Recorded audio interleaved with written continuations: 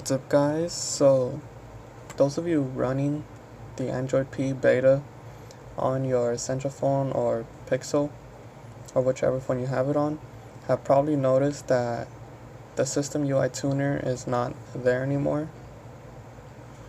So I'm going to show you how to actually get that back.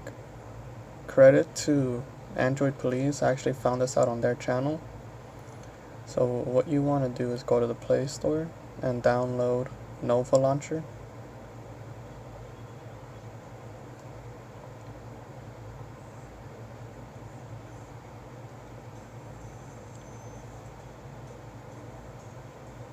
Now once you have it installed, go ahead and just go through the process of setting it up.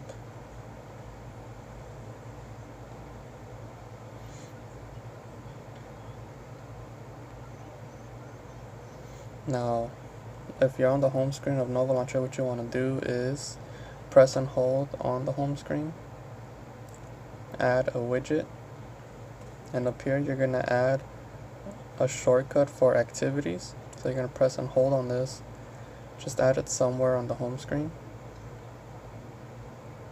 Then you're going to go down to System UI, press on the red arrow, then you're going to go to the very last one, System UI Demo Mode, press on that, and you'll get this little tool, and once you press on that, you'll get System UI Tuner. We'll go ahead and go on it, set some stuff up, take some stuff out if you want. For volume, if it's on vibrate, I don't like that it takes up the space to show you. And one little feature, if you guys don't know, on Android P, if you press the volume up and the power button at the same time, it'll do a quick toggle to vibrate. Let me show you. Right here it'll say calls and notifications will be on vibrate.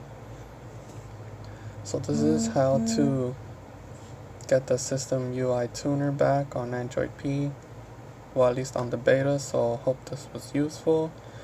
Thanks for watching, and I'll catch you guys next time.